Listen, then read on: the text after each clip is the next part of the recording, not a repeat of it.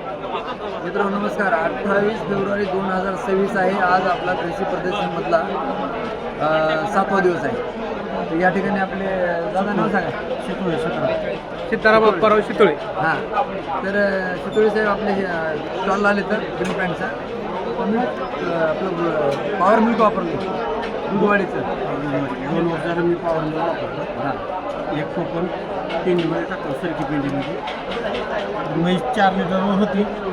गेल्या वर्षी 6 लिटरच्या पुढं केली, यावर्षी 6च्या पुढं केली. हे 2 लिटर ह्याच्यामधून वाढलं.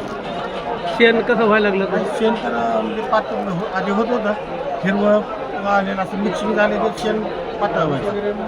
पण आता शेण म्हणजे आधी चमक आहे शेणामध्ये. तब्येत तर काय खात्यासारखी आहे म्हशी. आणि खात्यात भरपूर ना. आणि खाणे आणि दूध आणि दुधाची क्वालिटी आहे. फॅट वाढला आता 5.7 आहे फॅट तिसऱ्या महिन्यात.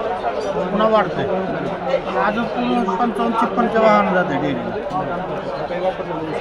जनरली जनावराचं दूध काढून जनावराचे हाडं उघडे पडतात. एवढे पडतात. पण आपले आणि नाही ना कॅल्शियम, कारण जनावर भरपूर खात आहे ना.